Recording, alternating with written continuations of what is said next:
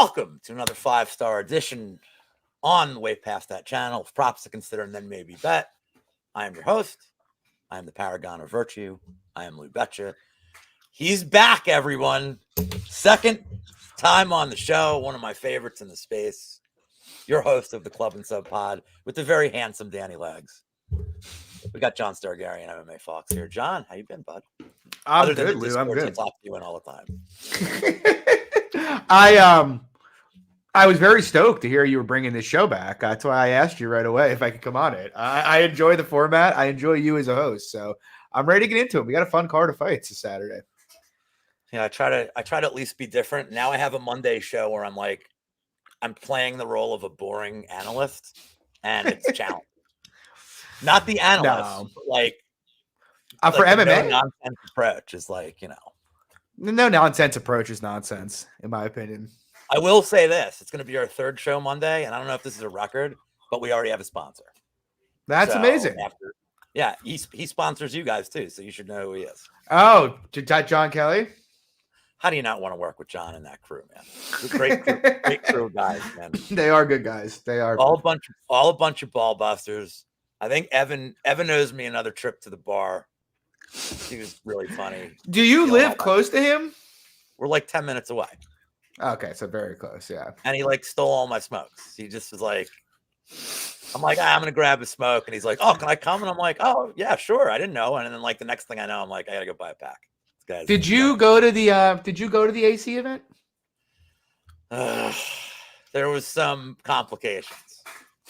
Last minute. I had tickets and I had to burn them, but I'm probably glad that I didn't have to watch Algio die in front of me, because that's my dude. And then he died, and then I watched him die again on Saturday. I don't know. That was exciting, at least. Yeah, I mean, unless you had money on him. I had the round 2, round 3 KO. Yeah. No, I didn't have a real. Algio's not a guy I ever want to play it. Juice, plus 190. I'm here for it. Yeah. But we got a lot of guys in this card that I think some of their prices are a little off. It's an interesting card. It's an interesting. It's very interesting. And before we start, I put out a tweet a couple months ago or a month and a half ago about how favorites have done on pay-per-views. And, the first pay-per-view of the year with Duplessis and Strickland, it was about even. It was 5-7, 6-6 to the favorites. And ever since, it's been 9-3, 11-1, 10-2. And there's a lot of reasons. I mean, look, some of them are, you got Bo Nickel, you got Peyton Talbot, and these guys are just absolute monster numbers.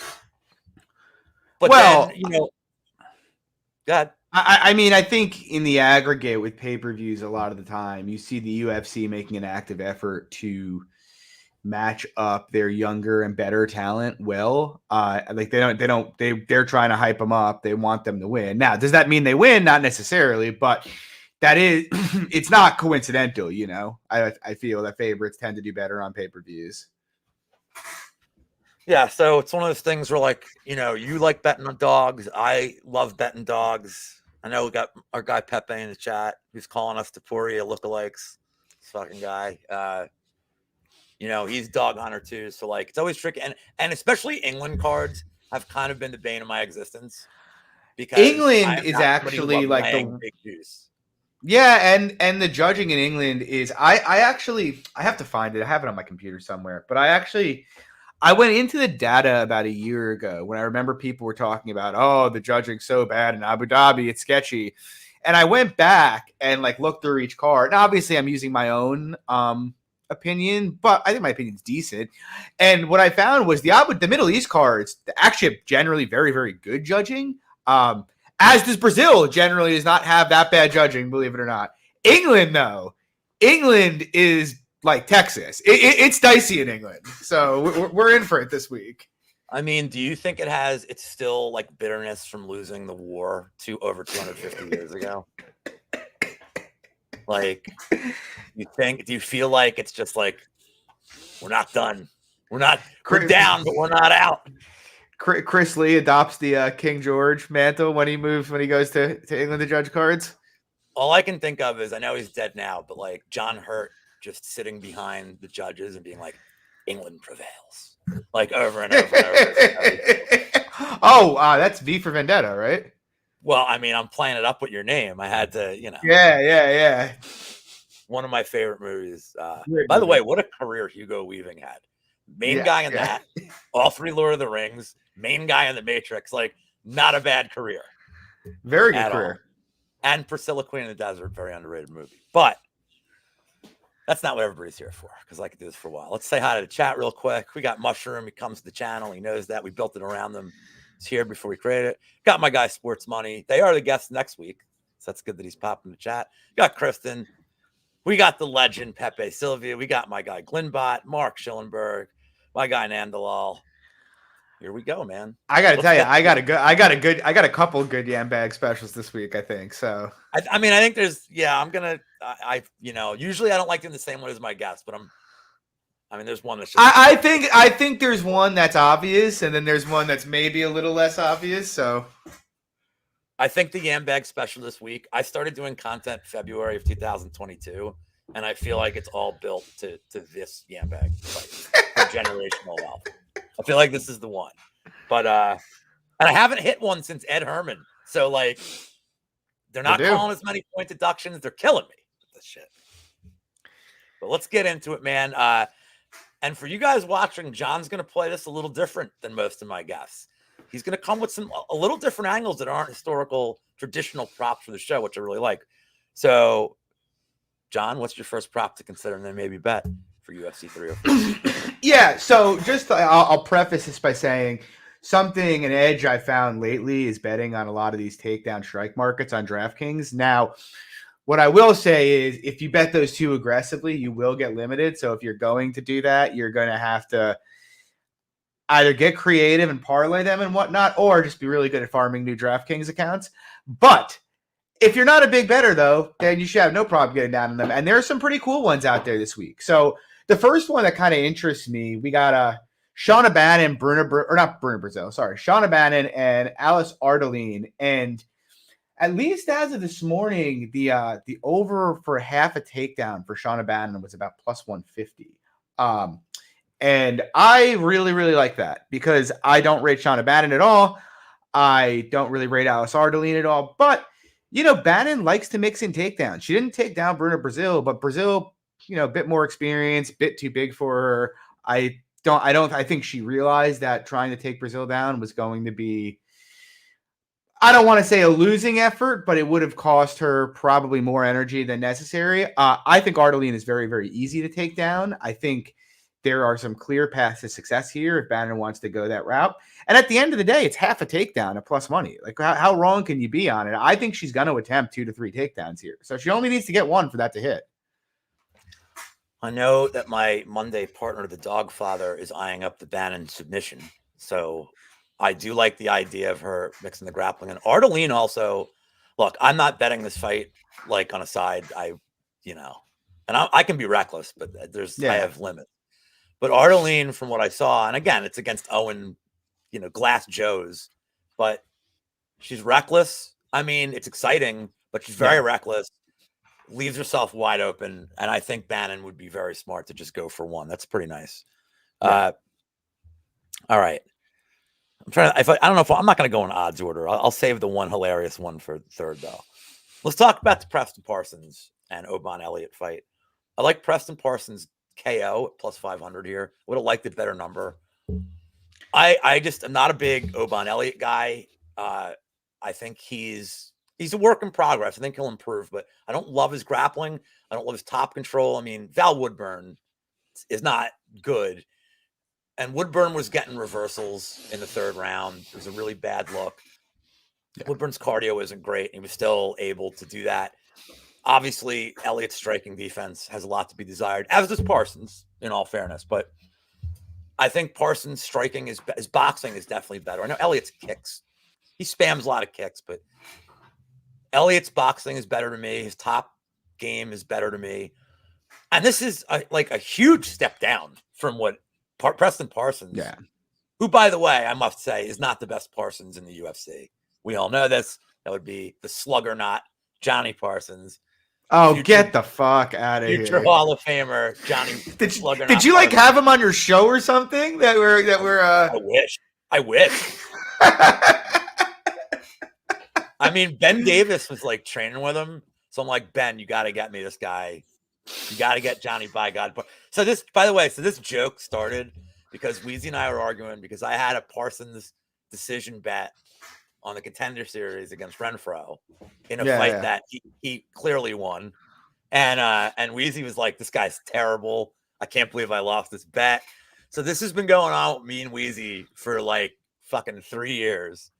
And then every fight got canceled. And I'm like, well, he ain't. So basically, until he loses, this joke will continue. And then he beat Stewart in London for America. So he is goated. He's got Uros Medic coming up, which is like, I mean, I'm betting him. I don't like his odds in this one, but we'll see. Should be a fun scrap. But anyway, I think Parsons, it's a step down. I think his striking is good. And you know, how many times have we seen two grapplers go at each other? And what do we get, John? We get like a 15 striking fest. Yep. So for me, I like the plus 500 on Parsons.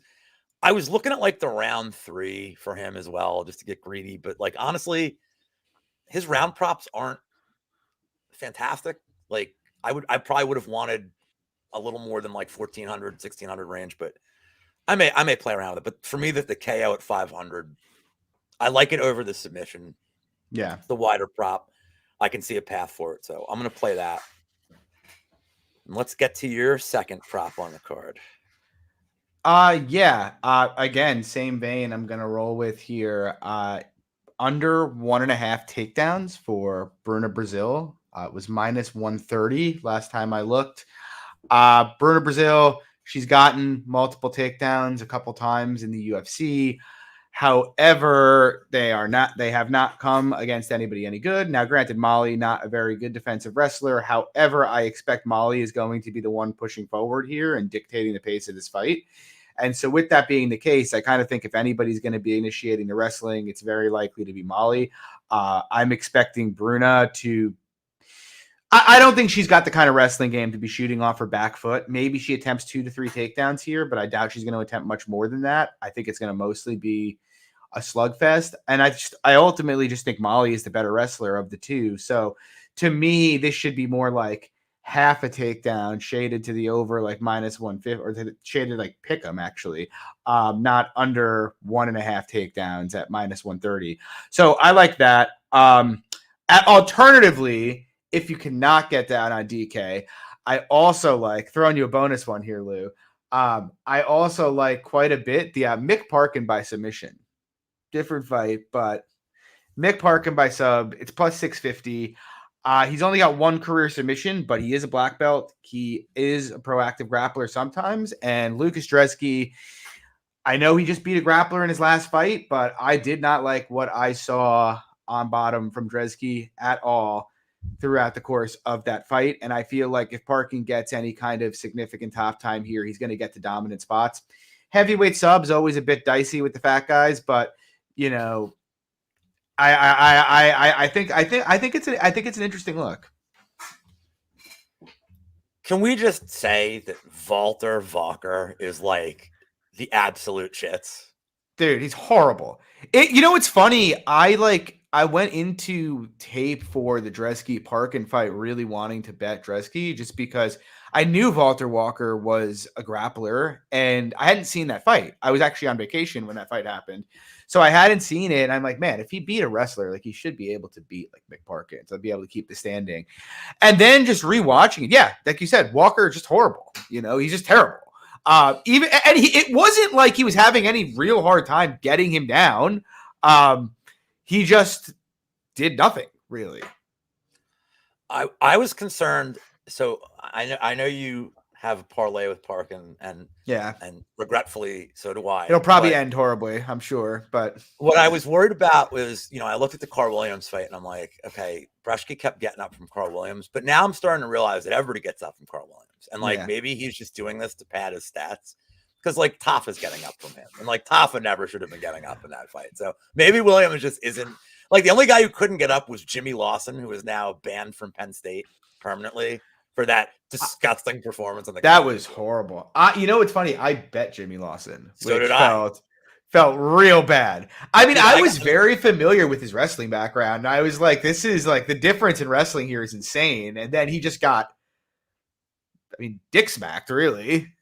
I got a bunch of buddies like in the bar, like the local bar, that are big Penn State wrestling guys. Like Yeah. their kids wrestle. So like they love Bo, they love Carter Sirachi, and like Jimmy Lawson. You know, these are all. And so now they're like, Yeah. we don't associate with Jimmy Lawson anymore. I'm like, you should. Like No. this was the most, and he was like 50 pounds more than he was gassed in 30 seconds in that fight. I don't even think Carl. I don't think, if I'm not mistaken, I don't think Carl came from a Division I wrestling background. No, I think he might have been a JUCO guy. Yeah, it was, which isn't bad. Some JUCO schools like there wasn't a lot of tape, but I was just like, two wrestlers are gonna meet. Like Jimmy Lawson's going to literally skull fuck this guy, and he's 90 pounds heavier, and like nothing. Yeah. I think you said guest in a minute. Oh, this guy Steve Gregory just bringing the heat. All right, let me get to my next one. I'm gonna stress it by saying yes. I'm gonna make the stupid donation to the RoboCop sub. There's just some bets I can't avoid. RoboCop sub. Parker. Shout out to Sean Orr. Where one day we're gonna hit this Parker Porker round 2 submission. Maybe like a Nolly Yang round 2. One of these days, the stars are gonna align, and I'm gonna hit all these. But I'm going a little bit against the grain in this one. I'm gonna play Leroy Duncan by decision at plus 450, and the big thing that people have been talking about this week is RoboCop's chin, and that he's chinny and that his durability is waning. And I'm not saying he's not shown that, but if you look at the way he's been hurt, Cheaty hits like an absolute ton of bricks. Yeah. And they should have stopped that fight. And like I'm not an expert like you on the fightings and whatnots. But historically, if I see a dude's brain, I feel like they should stop the fight. It's just me. I feel like when I see your brain, they should be like, they shouldn't ask if the guy's okay. They should be like, you need to go to the hospital, like right the fuck now. So they're like, nah, you're fine. Just get in there. Bruno Ferreira hit him with like, I would have killed anybody. I mean, that was just a perfect shot. So is he chinny or did he get hit with like just an absolute bomb? Okay. Leroy Duncan, while I concede that he has power, he's more about like flow. He's more about getting his game going. Yeah, he styles a little bit. But he's more to me of like an accumulation guy. I know he's like super experienced in a lot of KOs and like Cage Warriors. I like what I see, but I almost feel like this becomes, and look, is RoboCop gonna fucking grapple? No. We know he should. John, should he grapple? I mean, yeah, but we always say it, and he's attempted like 7 takedown attempts in the UFC, 8 takedown attempts. It's not a lot. And then every interview is, I'm really excited to get back to my roots of grappling. And then like, fuck you, dude. Like, just grapple. And every time he does it, he like immediately gets to a dominant position, but he just no interest. I mean, I don't know. I mean, Duncan's takedown defense has looked okay against like guys that really aren't good grapplers. But I mean, Pepe is saying he will grapple. Like, and Pepe is a lot. He should. In many things. He should. So he should. But if he doesn't, and this is 15 minutes stand up, I could see Leroy Duncan just peppering him with jabs, staying on the outside. It would be smart of him to try to stay away from the power of, G-Rod, but he's going to have the volume advantage here. I could see him winning a decision. I think plus 450 is a really nice price for a fight. Well, Petrosian is, I mean, I'll put it this way: you're going to sweat that plus 450. That's not going to be a ho hum bet. But I don't hate that. I like the contrarian look at it. I think like if this fight gets to the halfway mark, if we get to like the 7.5 minute mark, I think it's going the distance. I think my biggest worry would be Rodriguez like actually grappling him first, or maybe his durability is just that bad at this point. And like, I mean, maybe that's the case, but I'm going to take the shot on a decision. And I'm done with these plus 500 things after this. I'm going up. So I know the next fight you had, the last fight you had before we get to the main and the co-main, you got the Paddy the Batty King Green fight. Which I like a couple. I may be talking about later in the show. I like a couple potential spots on this fight.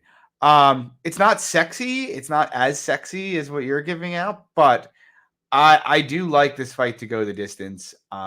to be quite honest. It's currently lined minus 140 to go, and I think I think Patty's tough and he's game. He's not an easy guy to finish. I'm not even sure he's ever been finished, Patty. And he's fought some dangerous guys. I mean, he went 5 rounds with Julian Erosa. He's fought some good guys. And I actually think, and one of the reasons I like Bobby from a money line perspective in this fight is I think Patty's opportunistic finishing ability is being overrated quite a bit here. I just don't think there are that many paths to him finishing Bobby in this fight. So I like the fight to go the distance. I like Bobby Green to win by decision. I also like the under 67.5 significant strikes for Paddy Pimblett. And I kind of like the over 82.5 significant strikes for Bobby Green, which sounds like a big, big number, but like you look at the numbers Bobby's put up in fights that have gone the distance. I'm not doing it. Not calling him king. Come on. I'm not doing it. He's Bobby fucking Green. He's been in the UFC for 30 fights. I'm not changing his name now. But I mean, Bobby put every time he goes past 7 or 8 minutes, ends up putting up like big, big numbers on the feet. And like I said, I think Patty's tough. I think some of those props are pretty correlated to one another, but yeah, I like GTD, King Green decision, King Green over strikes, Patty under strikes. How many strikes do you think Bobby Green can land in the 3rd round? Because I feel like 50 or 60. I think so too, and I think he wins round 3 to super high clip, and it's just by tons of volume. So that's a good look.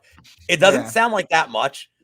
Unless the only way I feel like that wouldn't hit is if Patty just tries to cage control him. Well, 82 is a lot of strikes for most fighters, but if you go back, I'll pull up his numbers right now. They're insane. Past. And his 3rd round striking stats are insane.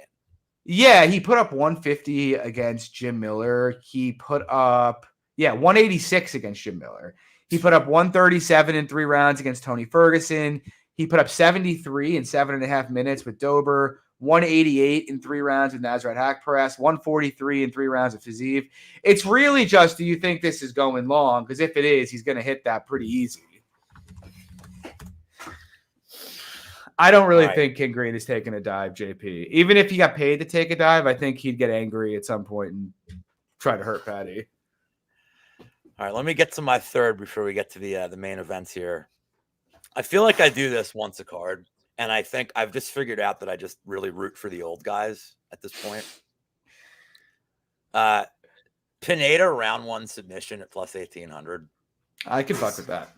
Is calling out to me. I don't love Nathaniel Wood. Like, I don't rate him. I'm not saying he's unskilled, but I don't rate this guy as like a future champ. I don't rate him as like a top 10 guy. He's going to be way smaller here. Like this move to 145, he's going to look like a child. I know he's tall, but like Pineda, man, is a tank. Like this line is wide because Pineda's old. Like that's it. It's not because of skill set.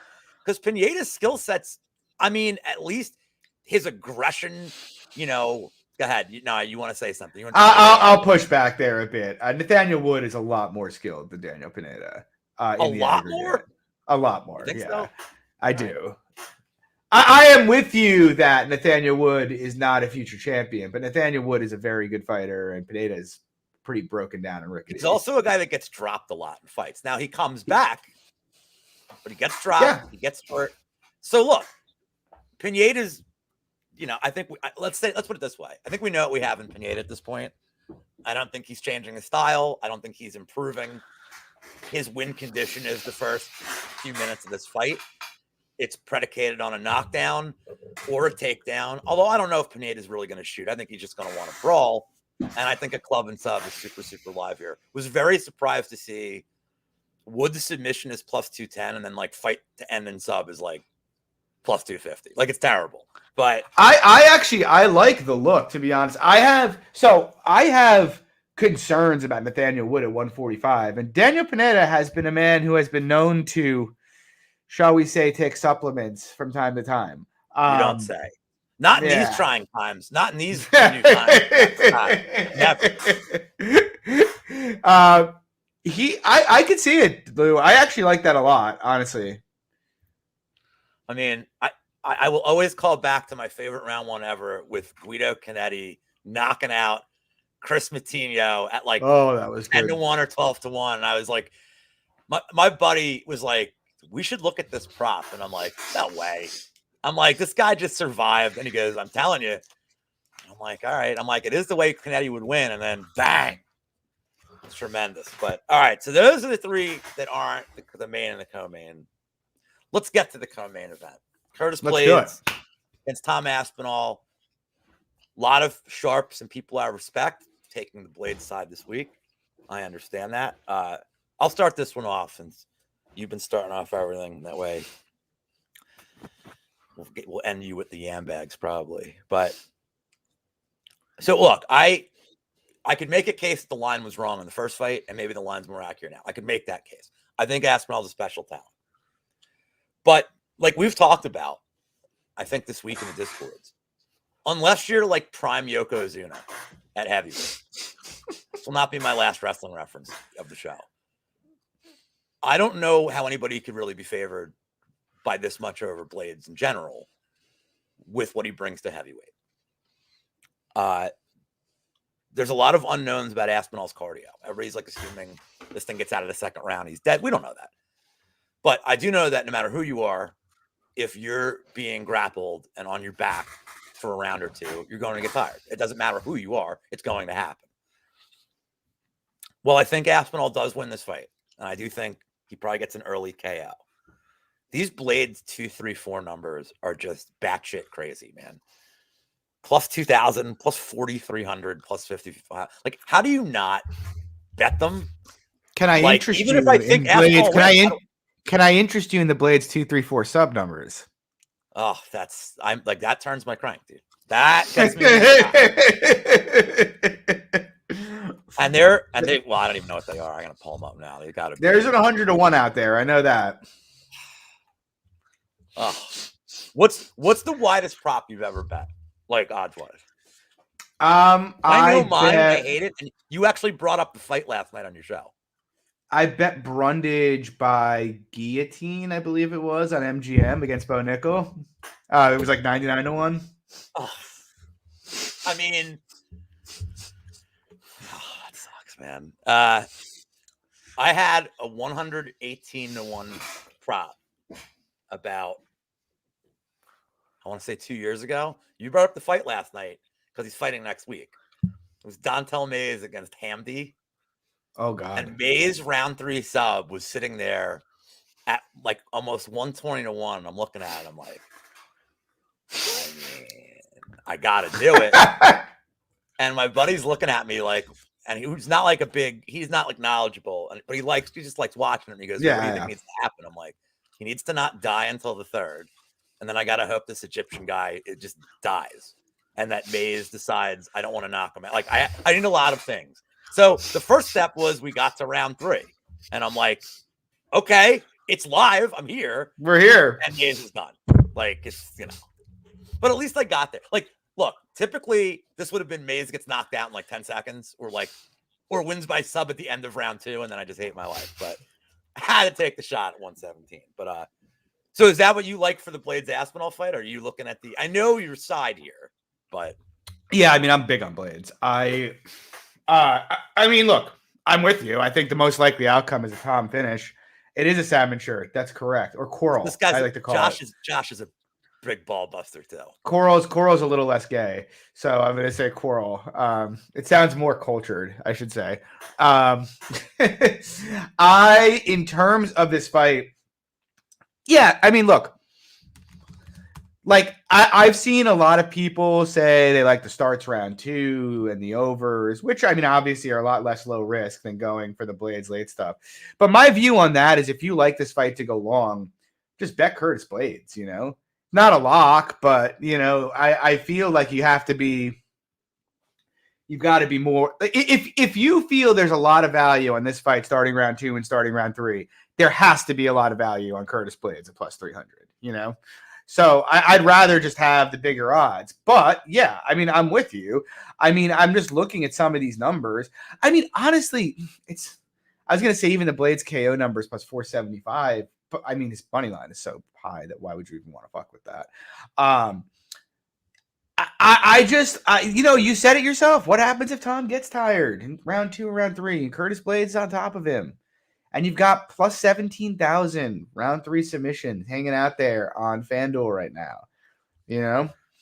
I mean, I have to do it, man. He's never attempted a submission, and I told myself after the last time I bet Blades submission, I'm never doing it again. But here I am. I'm looking at it, and I'm like, what if Tom is just gassed? It's the middle of the night. He's like, for Blades, it's like 10 p.m. Tom Aspinall's fighting at 6 a.m. What if he just, gives up the arm triangle? What if crazier things have happened? If G-Rod grapples and gets a submission, I may max bet those sub props on Blades. Maybe it's just happening at that point. Pepe said, now that Pepe actually just gave out a phenomenal one. KO5 101. That's electric. That is the electric factor right there. You have to have some of that just for the culture, I think. Absolutely. Maybe not even worry about the submission prop. I mean, just take the Blades late. I mean, dude, Blades to win in round, like what is his just 3, 4, 5 here? Blades 3, 4,300, 5,500, 6,000. Like, my legal team is going to be very upset with all these bets we're giving out because it's going to. Yeah. But I should put the "this is not financial advice" banner up. It absolutely is financial advice. Bet it as if you were betting on the lottery. That's all I'm saying. It's not financial advice, by the way. No one sue me when Curtis Blades gets knocked out in the first round. I love it. All right, let's get to the main event, which probably will go longer than the co-main, I would say. Got Leon Edwards defending the title against Bilal Muhammad in the rematch that seemingly only Bilal Muhammad really wanted. But Edwards is a decent-sized favorite here. I will start with you. I feel like this one may be a little tricky to get value, but I'm sure you'll find a way for me. Yeah, I mean, I bet Edwards like minus 210. I don't think I think minus 250. Maybe there's a little bit, but nothing that would really intrigue me too much. Yeah, I just think Leon's a lot better than Bilal. I think Bilal can win, but I think he needs back takes to get it done. I have a very hard time. Bilal got outlanded by about 25 significant strikes at distance by Vicente Luque, which if you're getting outlanded at distance by Luque, you're probably not outstriking Leon Edwards. He's worse in the clinch. He's physically weaker. If he can get back takes, he can win this fight and maybe sub. And I would say that is kind of where my mind is looking in terms of taking some long shots here and when I say long shots, like throw a couple bucks on it, $50, whatever, and just enjoy yourself. But I think Bilal sub or sub late, taking a look at like the Bilal later sub props is kind of or just the Bilal later props in general. I mean, he's not going to KO Edwards, but you know what I mean? And I also think in general, as a normal prop for the game, if you wanted to really get cute, maybe just take a sprinkle on Edwards by submission. Plus 1,100. Edwards is an underrated grappler. Controlled Usman's back for a full round. Bilal is going to be, if he's smart, grappling like his life depended on it.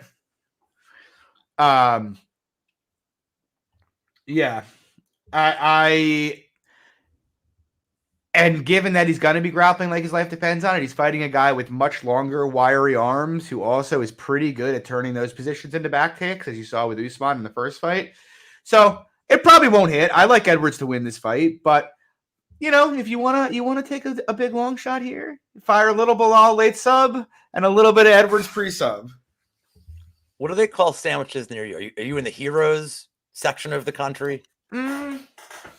We did call them heroes for a while, but now there's a lunch spot right around the corner from me called Bogey's Hoagies. So I guess we've kind of moved on. Subs, I guess a sub is probably the closest what we normally call them. Yeah, it's Hoagies in this area. Do you guys call soda? I'm not going to spend much time on it. Do you refer to soda as pop, Lou? I do not. But that's a Western Pennsylvania thing. Oh, thank God. My roommate in college referred to it as pop, and I was like, it drove me insane. But that's what I call my dad. It's mom and pops. So like that's where I utilize that word. I can't tell Tommy. I can't. By the way, this is the guy right here That is the Guido Canetti prop. So he loves it. He loves it. I still shout it out. My God, Tommy. I'm not going to spend much time on this. I think Edwards' decision is like a lot of what probably happens here. But I just want to tell you. I thought we were firing a long shot out there. I agree with you. That's probably the best prop. I'm trying to make people rich here, Lou. I'm giving you a long shot. You got to find a book that will let you build your own prop. And here's what I like. If Bilal, so you go Bilal decision is the first leg, and there's no chance that Dana White is going to lock up this division or wants Bilal as champ. So you go Bilal decision, and then you bet on Dana White's music hitting, and he comes out with Shavkat and the Money in the Bank briefcase. And Bilal's first defense is immediately after Edwards' defense, and Shavkat just rolls him in like 18 seconds. And then Shavkat round 1 plus the Bilal decision is your prop. If Bilal would need to win the cleanest, most dominant decision ever for him to get. I'm telling you right now, the worst case scenario is we have like another rematch a year and a half from now. I guess that the good side would be if that happened, we'd probably get Shavkat and Ian Gary, and then we can watch Ian Gary absolutely die in like excruciation. Like I would bet round 3 sub with 30 seconds left because I imagine Shavkat would just can you imagine though? Like you live in Manchester. UFC's bringing a pay-per-view to you. You're like, fuck yeah, I'm gonna buy tickets. Then you find out, oh, they're not moving it off the American time, so it's really late. That sucks. But yeah, whatever. I'm gonna go. I'm pumped. It's the UFC. And then you find out, oh my God, I have to watch 25 minutes of Leon Edwards and Bilal Muhammad at 5:00 in the morning. But that is it could sound like a funeral in there, honestly. Like at the end of the last fight of the night. Are you kind of surprised this is the main and not Aspinall Blades? Yeah. Yes. I mean, like people are going to be getting there. punchy. I don't know why there's probably going to be fights happening in the crowd. People getting punchy as fuck. Like 5 a.m. If you're in England, you've probably been drinking since like 5 p.m. the day before. It could get ugly, man. I'm telling you. Like, have you ever been like what Wing Bowl was, right? No. Okay, so Wing Bowl in Philly, because the Eagles would never win the Super Bowl. So for years and years, Friday for the Super Bowl at Wells Fargo would be the Wing Bowl, and it was free to get in. This is when I'm in my early 20s, so to give you, so like in the 1940s here. But you didn't pay to get in, so you got in line. So here's the problem: it's like negative 10 degrees outside, and there's like 300 people, and we all got like 30 packs just standing outside. So by the time the event starts, you're annihilated. And then between rounds, they got all this weird shit, like the San Diego Chicken playing Howard Eskin and tic-tac-toe, and you're hammered, and you're like, am I really? Is this really happening, or am I just like hammered? And then they had this dude. This is my favorite because this is back-to-back years. They get this guy who is smashing full cans against his head like long ways, and he said he was going to do 12 of them, and that was his deal. So he knocked himself unconscious on like the 4th one. It was great. So what happens the next year is some guy calls WIP and he's like, I could beat that guy. So now you have 2 morons doing it, and they both knocked themselves unconscious the next year. It was just the greatest cinema ever. You don't care about the wings. I'm just there for the guy to die. Yeah, I'm telling you, things could get fucking weird here on Saturday night. I have this. It's gonna be like spooky. Like, yeah, that's like serious witching hour shit. I don't know. Look, I'm not gonna say what could lead somebody to be up till 5 or 6 a.m. when they're in their 20s, but let's just say I've had a few of those nights, and when you see that like dark blue, sky start to come up in the air, things get weird, man. Like you're gonna have people in there that are like watching Bilal Muhammad try to cage push Leon Edwards at 6 a.m. Like it could get ugly. That's all I'm saying. It's like what they said to Kenny Powers. I heard you were in rehab. He's like, yeah. They're like, what'd you hurt? He goes, hey, I hurt my nose. All right. Well, we are at the best part of the show, of course. Guys, it's time for the Yambag special. I need like a stream deck to do some kind of shit here. If you're watching the show for the first time, number 1, shame on you. You should be watching this every week. But number 2, we are betting a point deduction. It does not have to be a ball shot. It's funnier that way. That's what we're going for here. Also, please hit the like, subscribe, go follow John, go follow. When was actually? It's funny. Like when I feel like we haven't had like a point deduction for a nut shot in like years. I think it wasn't Ed Herman. That wasn't a nut shot. And it wasn't in the Negri Mayanu fight was an eye poke. I'll have to go in the database.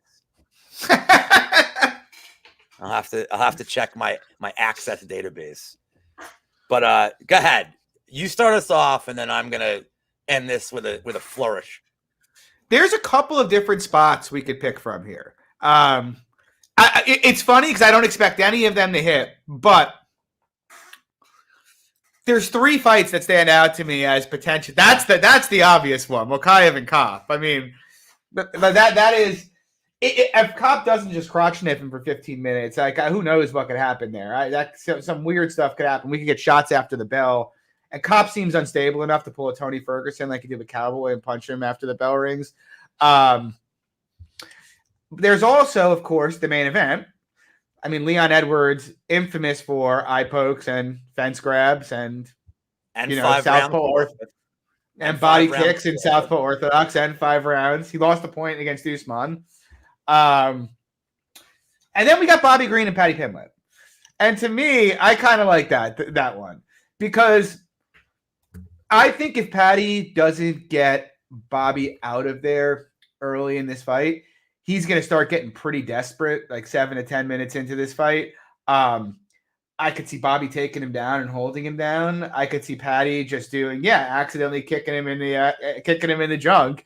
I don't know. I have a weird feeling about it because Paddy really hasn't had. He's going to probably get put into a level of adversity he hasn't really had to face in the UFC to date, even including the Jared Gordon fight when he's fighting a guy who, in Green, who's much faster, throws hands a lot quicker.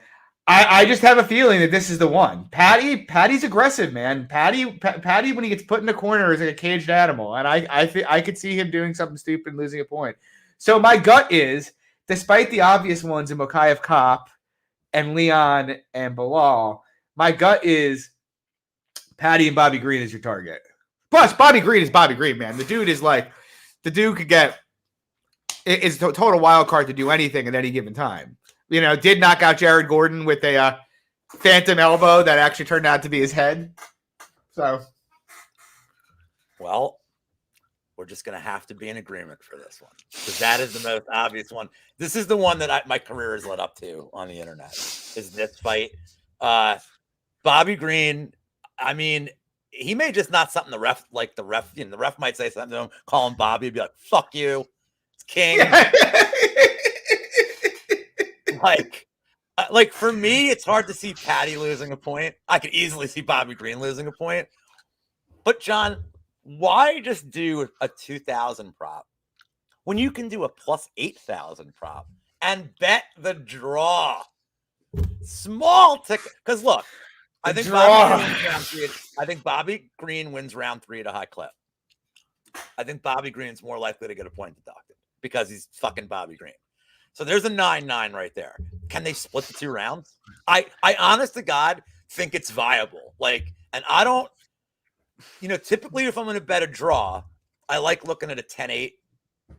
I think Bobby Green 10-8 in the third. I don't know if we'll get it in England. If it wasn't in England, I'd feel better. He did it to Jim Miller last fight. He borderline did it to Nasrat in the third round. It was. I mean, why couldn't he 10-8 Paddy? He could. The problem is, again, you're relying on crappy judges and you're relying on 2 of them. Like a majority draw, you get the bet. So you'd need at least 2 of them. He'd have to cut him, maybe even mount him at the end of the round. I don't know that he might go for a takedown just to prove a point, late. I think Bobby could get takedowns in this fight. I don't know that he would do it early, but I think as the fight goes on, he might be like, "You got nothing, kid." But if you think Bobby's very live for a 10-8 in round 3, what about Bobby's submission in round 3? Oh, don't do this to me, man. Don't do this. We already got it. We already got it once. Can we really get it a second time? Is he Darren against Elkins? another black belt. You're gonna make me look up what this number is. Plus 6,600 right now. So, okay, so look. So here's my list: a plus 2,000, a plus 6,600, and a plus 8,000 on this fight. I mean, I guess we just got Bet365 in PA Monday. I guess I'm gonna get limited. If any of these hit, I guess that was it. That was a fun week I had on the book. I don't know. That's an insane fucking problem. I mean, I have. God damn it, John. Like now I have to do You it. put $10 on it. You know. I know. I say it all the time. I make that in a week. It's nothing to me. Yeah. Nothing to me. Just $10. So we have made it to the end. As always, you know, I've said before that your last appearance is my second favorite show I've ever done. Since nobody's going to top the one with Mike's MMA picks. Because it's Mike. It's, you know, he is the beam of light we all aspire to be. Yes. And he's got to be the most elite tweeter that's ever existed. He is like that in real life, believe it or not. Oh, look, I have not met up with Mike at like 3 separate events. He's the fucking man, but he is exactly like his Twitter account in real life. It is hilarious. Do you know who Joe Pera is? Comedian? No. So he had a thing on Adult Swim called Joe Pera Talks to You, and it's based on an original thing called Joe Pera Talks You to Sleep. And it's just this dude who I can't tell if he's 80 or he's 30, like Mike, and he's sitting in a chair just talking about he's like, today's episode, boulders, and just like the wonders of it. And it's great. And it's a comedy, I think, and it's just tremendous. And it so reminds me of Mike, especially with these fireside bets he was doing, where he's like just sitting there like stoking, you know, like got to keep the family warm by the, you know, it's tremendous. One of my favorite people. I mean, if we're talking about crazy things, we can't bet on it, so maybe we shouldn't talk about it. But I was gonna say, who's most likely to miss weight this week? Who will miss weight this week? I wish we could bet on that. It's probably not going to be Nathaniel Wood. I'd be shocked if Nathaniel Wood missed. But now Kopp? Makayev or Kopp. I think somebody probably misses. I mean, Kopp said he's 133 now. Like, this is like, he said, is this the lowest he's ever had? He's been. Until he's 133 away in tomorrow. I mean, but what's going on with this fight getting dropped to the early prelims, dude? Like, what do we not know? No one wants to watch. Dana White doesn't want to kick off a card starting at 3:30 a.m. with Muhammad Makayev sniffing crotch for 15 minutes. It seems obvious. I mean, would Hadley dare miss weight up a weight class? Like, now we'd be moving into like Manny Bermudez territory if that happened. Like Oban Elliott kind of seems like an asshole. Kiefer Crosby probably should miss weight if he wanted to like. I mean, he already has bad cardio. He may as well come in at like 190. I feel, no great candidate. Is it really? No, is it really? What is going on with this thing?